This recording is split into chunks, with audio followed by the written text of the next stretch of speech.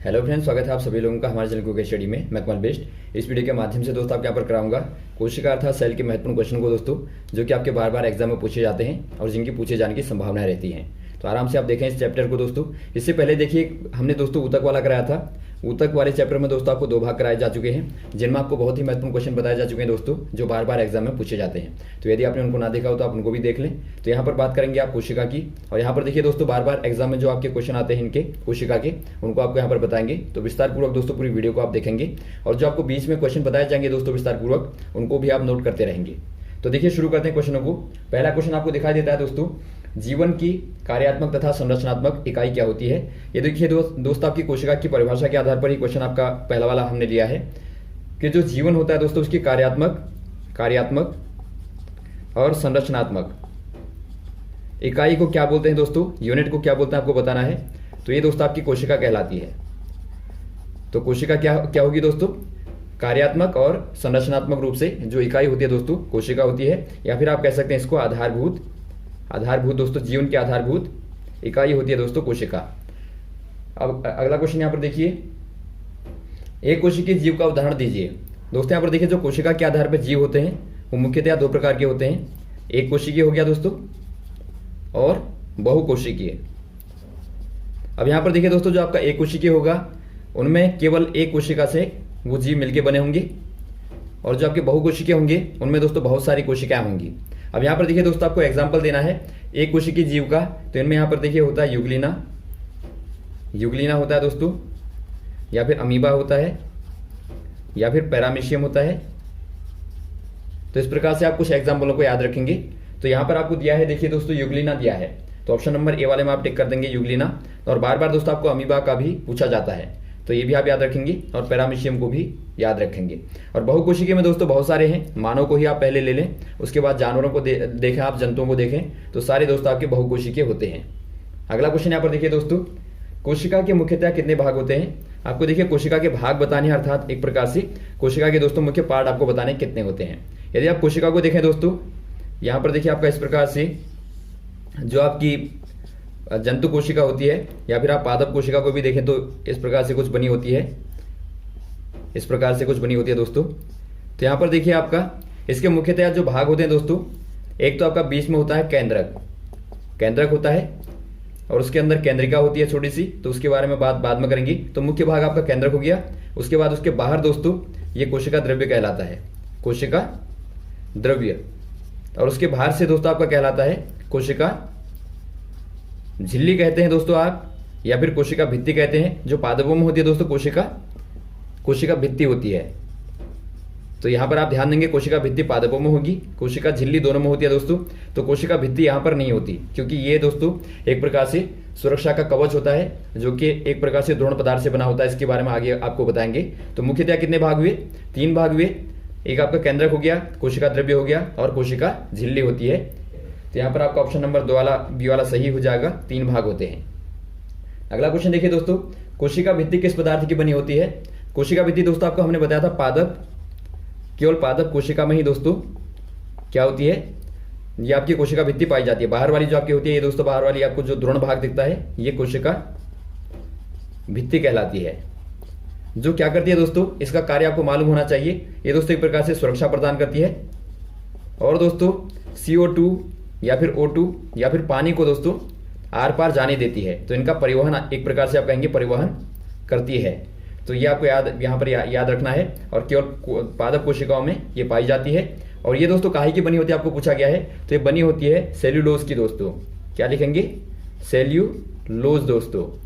ये देखिए एक प्रकार से दोस्तों मृत पदार्थ होता है, और ये बहुत कठोर होता है। तो यहाँ पर आप कहेंगे एक प्रकार से निर्जीव होता है दोस्तों। तो सेल्यूलोज आपका ऑप्शन नंबर कौन सा वाला दिखता है, ए वाला दिखता है। तो ए वाले में आप टिक कर देंगे। अगला क्वेश्चन देखिए दोस्तों, कोशिका झिल्ली किस पदार्थ की बनी होती है। अब देखिए कोशिका झिल्ली दोस्तों कोशिका भित्ति के बाद में अंदर जो आती है वो आपकी कोशिका झिल्ली आती है, जो कि दोनों में होती है, पादप में भी होती है दोस्तों, और जंतु कोशिकाओं में भी होती है। तो ये काहे की बनी होती है आपको बताना है, ये सेल्यूलोज की बनी होती है, या जीव द्रव्य की, या राइबोसोम की, या कोई नहीं। ये दोस्तों बनी होती है जीव द्रव्य की, जीव द्रव्य। ये जीव द्रव्य होता है दोस्तों पूरा जीवित पदार्थ। तो ये जीवित पदार्थ से बनी होती है, और यहाँ पर ये आपकी दोस्तों कोशिका भित्ति जो है वो निर्जीव पदार्थ से बनी होती है। तो ये दोनों में आपको अंतर पता होना चाहिए। तो यहाँ पर आपका जीव द्रव्य हो जाएगा ऑप्शन नंबर बी वाला। अगला क्वेश्चन देखिए दोस्तों, क्वेश्चन आपका नंबर 6 दिखता है कि कोशिका का मस्तिष्क कहलाता है, अर्थात आपको बताना एक प्रकार से दोस्तों जो कोशिका का ब्रेन होता है वो कौन सा वाला होता है। अब देखिए दोस्तों, जो कोशिका में जो बीच वाला भाग होता है इसको आप केंद्रक बोलते हैं। केंद्रक को दोस्तों ब्रेन कहा जाता है सेल का, अर्थात दोस्तों कोशिका का मस्तिष्क कहा जाता है। अब मस्तिष्क क्यों कहेंगे दोस्तों, आपको मालूम है माइंड कहने का मतलब है जो पूरी बॉडी को एक प्रकार से कंट्रोल करता है, उसे हम दिमाग कहते हैं। तो यहाँ भी दोस्तों एक प्रकार से केंद्रक जो होता है एक प्रकार से पूरी कोशिका की क्रियाविधियों को दोस्तों नियंत्रित करता है, तो इसीलिए कहते हैं इसको कोशिका का मस्तिष्क। ये दोस्तों यहाँ पर देखिए केंद्रक झिल्ली से दोस्तों एक प्रकार से ढका रहता है, या फिर आप कहेंगे जो बीच वाला भाग जो आपका देखा आपने कोशिका द्रव्य का, उससे दोस्तों अलग होता है कोशिका केंद्रक झिल्ली के द्वारा। तो ये झिल्ली दोस्तों एक प्रकार से छिद्रनुमा होती है, इससे कुछ कुछ पदार्थ जो आवश्यक हैं वो आपस में आर पार हो सकते हैं। तो यहाँ पर आप कह देंगे केंद्रक होता है, ऑप्शन नंबर सी वाला सही हो जाएगा। अगला क्वेश्चन देखिए दोस्तों, केंद्रक के अंदर तैरते हुए मोटे छड़नुमा पदार्थ होते हैं। आपको बताना जो केंद्रक के अंदर जो तैरने वाले पदार्थ होते हैं छड़नुमा, तो वो क्या होते हैं। यहाँ पर देखिए दोस्तों, माना आप केंद्रक को ही ले लें, केंद्रक को आप देखें दोस्तों, यहाँ पे ये केंद्रक है। अब इसके अंदर देखिए छड़नुमा पदार्थ इस प्रकार के होते हैं कुछ, या फिर कुछ इस प्रकार के अलग अलग प्रकार के होते हैं। तो ये क्या कहलाते हैं आपको बताना है। ये दोस्तों आपके यहाँ पर देखिए गुणसूत्र कहलाते हैं। क्या कहेंगे आप, गुणसूत्र, या फिर आप क्रोमोसोम कह सकते हैं इनको। तो ये क्रोमोसोम होते हैं दोस्तों, जो कि आपको मालूम होगा आनुवंशिकता के गुणों को दिखाते हैं। इनमें क्या होता है, डीएनए आरएनए कंटेन करते हैं, और ये दोस्तों आनुवंशिक गुणों को भी एक संतति से दूसरी वाली संतति तक दोस्तों पहुंचाने का कार्य करते हैं। तो ये आपके यहाँ पर गुणसूत्र कहलाएंगे। और ये दोस्तों मुख्यतः 4 प्रकार के होते हैं, उनके बारे में बाद में आपको बताएंगे। तो यहाँ पर आप याद रखें, ये दोस्तों आपके क्रोमोसोम होते हैं जो केंद्रक में पाए जाते हैं। अगला क्वेश्चन देखिए दोस्तों, केंद्रक की उपस्थिति के आधार पर कोशिकाओं के कितने प्रकार होते हैं। बहुत ही महत्वपूर्ण क्वेश्चन है। कोशिकाओं के दोस्तों आपने मुख्यतः तो पादप और जंतु को देखा। अब देखिए यदि आप बात करें केंद्रक के आधार पर, तो कोशिकाओं के दोस्तों मुख्यतः 2 प्रकार होते हैं। देखिए, एक होता है जो बिना केंद्रक के होता है, एक होता है दोस्तों जो कि जिनमें केंद्रक पाया जाता है। इनमें देखिए केंद्रक है, ये केंद्रक है दोस्तों, और यहाँ पर देखिए केंद्रक नहीं होता। इसमें यहाँ पर देखिए क्या होता है, तो यहाँ पर देखिए दोस्तों यदि आप प्रोकैरियोटिक को देखें, प्रोकैरियोटिक, तो इसमें क्या होता है दोस्तों, इस प्रकार से आप देख सकते हैं इसको। ये आपका प्लाज्मोडियम, बाहर से आपका झिल्ली हो गई दोस्तों, कोशिका झिल्ली हो गई, और ये दोस्तों आपका यह होता है प्लाज्मोडियम, और अंदर दोस्तों एक प्रकार से कोशिका द्रव्य पूरा हो जाएगा, तो कोशिका द्रव्य। अब यहाँ पर देखिए दोस्तों केंद्रक का अभाव है, अर्थात केंद्रक यहाँ पर नहीं पाया जाता। तो जो आपके डीएनए आरएनए थे दोस्तों, वो भी एक प्रकार से कोशिका केंद्रक के अभाव में दोस्तों इसी में धंसे रहते हैं। और यहाँ पर आपके राइबोसोम होते हैं, राइबोसोम, जो कि दोस्तों बीज आकार के दोस्तों छोटे छोटे फैले रहते हैं। और यहाँ पर दोस्तों आपके जो केंद्रक वाले होते हैं वो दोस्तों आपकी यूकैरियोटिक कहलाते हैं, यूकैरियोटिक। जैसा कि दोस्तों मानव में कोशिका होती है, अर्थात जंतु कोशिका को आप देखेंगे तो वो दोस्तों एक प्रकार से यूकैरियोटिक है, और उसको आपको पहले बताया जा चुका है उसकी आपकी किस प्रकार की संरचना होती है।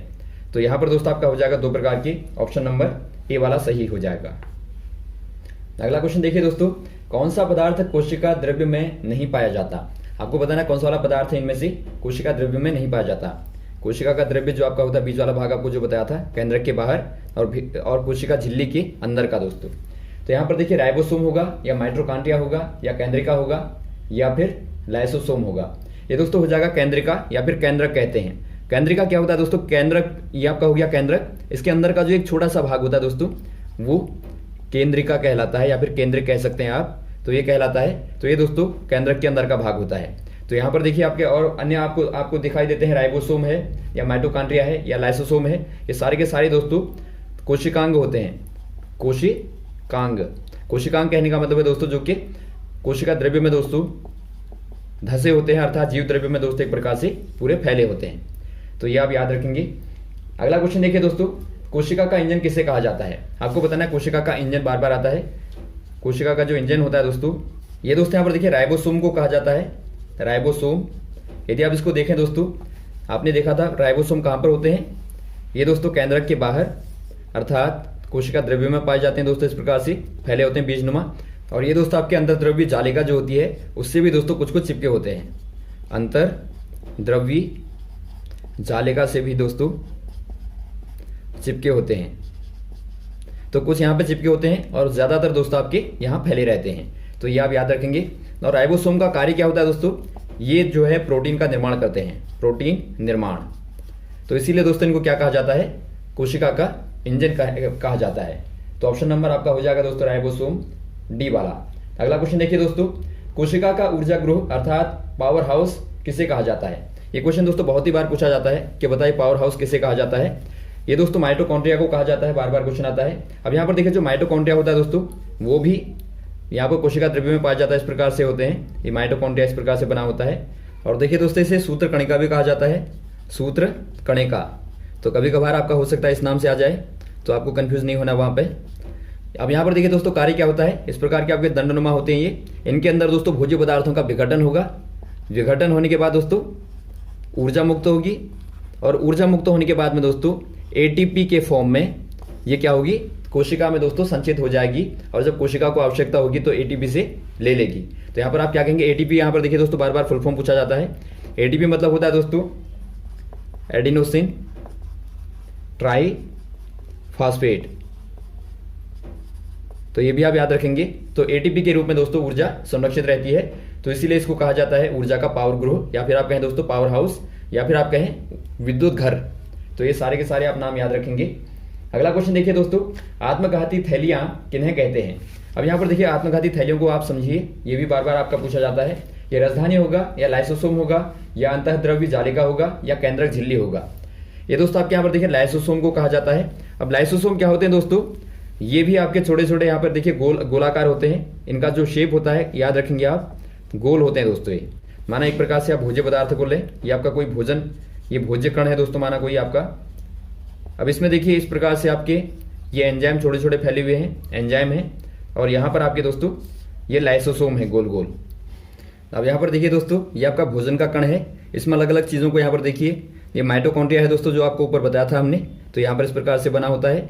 और ये एंजाइम आपके हैं दोस्तों, एंजाइम फैले हुए हैं। और ये लाइसोसोम है, जो कि क्या करेंगे दोस्तों, जो बड़े वाले भोजन के कण होते हैं उनको क्या करते हैं, छोटा छोटा करते हैं, ताकि आराम से बाद में माइटोकॉन्ड्रिया उनको पचा पाए, उसके बाद में ऊर्जा प्राप्त कर पाए और एटीपी के रूप में उसका संचय हो पाए।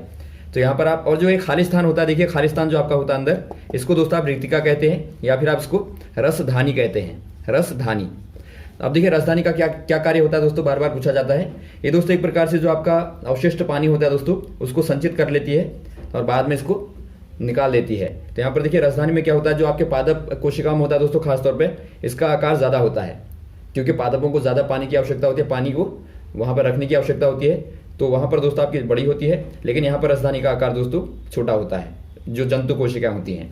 तो यहाँ पर देखिए आपको क्या क्या पता लगा, यहाँ से आपको पता लगा दोस्तों, जो लाइसोसोम होते हैं वो इस प्रकार के होते हैं, और ये भोजन को छोटे कणों में विभाजित करते हैं। उसके बाद में उनका माइटोकॉन्ड्रिया के द्वारा पाचन होता है और ऊर्जा प्राप्त होती है। तो यदि आप इसके क्रम को याद रखना चाहें तो आप कैसे रखेंगे, देखिए यहाँ पर आप याद रखेंगे दोस्तों, जो बड़े कण होते हैं, बड़े कण काहे के दोस्तों, भोजन के। बड़े कणों को क्या करेगा दोस्तों, ये आपका लाइसोसोम है, ये छोटे कणों में कन्वर्ट करेगा, छोटे कण में। उसके बाद में यहाँ पर जो माइटोकॉन्ड्रिया होता है उसको पचाएगा, विघटित करेगा, तो ऊर्जा प्राप्त होगी, ऊर्जा। उसके बाद में दोस्तों ये ऊर्जा जो है एटीपी के रूप में संचित हो जाएगी। तो इस क्रम को आप याद रखेंगे तो आपके सारे कॉन्सेप्ट क्लियर रहेंगे। तो यहाँ पर देखिए इसको आत्मघाती थैली क्यों कहा जाता है, कभी कभार दोस्तों फट जाती है, तो फटने से कोशिका को दोस्तों ये नष्ट कर देती है, तो इसीलिए इसको आत्मघाती थैली कहा जाता है। तो ऑप्शन नंबर आपका बी वाला सही हो जाएगा, लाइसोसोम। अगला क्वेश्चन देखिए दोस्तों, हरित लवक में पाया जाता है। हरित लवक आपको मालूम होगा दोस्तों, ये दोस्तों एक प्रकार से कोशिकांग होता है, अर्थात कोशिका का अंग होता है, जो कि कोशिका द्रव्य में पाया जाएगा दोस्तों, लेकिन केवल ये आपका दोस्तों पादप कोशिकाओं में पाया जाता है। तो आप याद रखेंगे जो हरित लवक होता है, इस प्रकार से हरित कण होते हैं दोस्तों, ये हरित कण होंगे। इनमें दोस्तों यहाँ पर देखिए क्लोरोफिल होता है, मेनली जो होता है क्लोरोफिल होता है, जो क्या करता है दोस्तों, भोजन बनाने में जब प्रकाश संश्लेषण की क्रिया होती है दोस्तों सूर्य की उपस्थिति में, और CO2 के साथ में CO2 और सनलाइट जब होती है दोस्तों, वहाँ पर क्लोरोफिल जो है वो दोस्तों उत्प्रेरक का कार्य करता है, अर्थात भोजन को बनाने का कार्य करता है। तो ये आप याद रखेंगे। अगला क्वेश्चन देखिए दोस्तों, निम्न में कौन मुख्यतया जंतु कोशिकाओं में पाया जाता है। आपको बताना इनमें से मुख्यतया कौन सा वाला मुख्यतया दोस्तों केवल जंतु कोशिकाओं में पाया जाता है। ये कोशिका झिल्ली होगा, या कोशिका द्रव्य होगा, या केंद्रक होगा, या सेंट्रोसोम होगा। इनमें दोस्तों हो जाएगा आपका सेंट्रोसोम। सेंट्रोसोम ये होता क्या है दोस्तों, यहाँ पर देखिए इस प्रकार से बना होता है दोस्तों, इस प्रकार का बना होता है। इसका जो मुख्य कार्य होता है ये कोशिका विभाजन में मदद करता है। ये इस बार एनए में पूछा गया था कि बताइए कौन सा वाला इनमें से अन्य कोशिकाओं में नहीं पाया जाता। अन्य कोशिकाओं में दोस्तों आपका सेंट्रोसोम ही नहीं पाया जाता, तो ये आपको याद रखना था। और यहाँ पर देखिए दोस्तों कुछ कुछ पादपों में ये पाए जाते हैं। पादपों में दोस्तों जो कि मुख्यतः आपके शैवाल होते हैं, शैवाल या फिर दोस्तों आपके कवक, इनमें दोस्तों ये पाया जाता है सेंट्रोसोम। अब यहाँ पर देखिए दोस्तों, यदि आपको अलग अलग याद रखना है इनको, यदि आपका पादप और जो आपके जंतु होते हैं, जंतुओं में दोस्तों खास तौर पर क्या होता है जो पादपों में नहीं होता, वो दोस्तों यहाँ पर देखिए आपका सेंट्रोसोम हो जाएगा, सेंट्रोसोम। दूसरा आपका लाइसोसोम होता है। लाइसोसोम जो कि आपको बताया था हमने आत्मघाती थैली, तो ये दोस्तों केवल आपके जंतु कोशिका में दोस्तों एक प्रकार से होते हैं मुख्यतया। तो और जो पादप कोशिका होती है दोस्तों, उनमें क्या होता है जो कि जंतु कोशिकाओं में नहीं होता। इनमें आपका एक तो हो गया हरित लवक हो गया दोस्तों, एक हो गया कोशिका भित्ति। तो ये दोस्तों आपका कहाँ पर काम आएगा, जब आपको दोनों में अंतर करना होगा तो वहां पर भी दोस्तों मुख्यतया आप आराम से बता सकते हैं कि ये दोस्तों एक प्रकार से अंतर मुख्यतया होता है। एक अंतर ये भी होता है दोस्तों, आपको हमने बताया था रसधानियां जो होती हैं, जिनको आप रिक्तिका बोलते हैं दोस्तों, जो खाली स्थान होता है, तो वो दोस्तों पादप कोशिकाओं में बड़ा होगा और यहाँ पर आपके जंतु कोशिकाओं में छोटा होता है। तो ये आप याद रखेंगे। अगला क्वेश्चन देखिए दोस्तों, कोशिका झिल्ली के भीतर तथा केंद्रक के बाहर जेलीनुमा पदार्थ क्या होता है। अब देखिए दोस्तों, केंद्रक के बाहर अर्थात इधर को और कोशिका झिल्ली के अंदर को, यहाँ जो आपका जेलीनुमा पदार्थ फैला होता है, इसको आप क्या बोलते हैं। ये दोस्तों आपका क्या होता है, ये होता है कोशिका द्रव्य होता है दोस्तों। इसमें दोस्तों बहुत सारे पदार्थ धसे होते हैं, जिनको आप क्या बोलते हैं दोस्तों, कोशिकांग बोलते हैं। और कोशिकांग आपको सारे के सारे बता दिए लगभग। तो कोशिकांग ही दोस्तों आपको बता रहे थे अभी तक, जो आपके सेंट्रोसोम है, या फिर दोस्तों आपका लाइसोसोम है, या माइटोकॉन्ड्रिया है, या फिर हरित लवक है। ये सारे के सारे क्या हैं दोस्तों, ये सारे के सारे कोशिकांग कहलाते हैं, अर्थात जो कोशिका द्रव्य में पाए जाने वाले पदार्थ हैं। तो ये सारे के सारे पदार्थ दोस्तों कोशिका द्रव्य में पाए जाते हैं। तो यहाँ तक आप दोस्तों आराम से इनको याद रखेंगे। तो ये कोशिका के आधार पर दोस्तों बहुत ही महत्वपूर्ण वाले क्वेश्चन आपको बता दिया हमने, जो कि आपके अधिकांशतः पूछे जाते हैं। यदि आपने क्लियर कर लिया दोस्तों, तो आप अमूमन जो आपके कोशिका के आधार पर क्वेश्चन आते हैं उनको आप कर लेंगे। तो ये रहा दोस्तों आपका कोशिका के आधार पर महत्वपूर्ण टॉपिक जो आपने यहाँ पर देखा।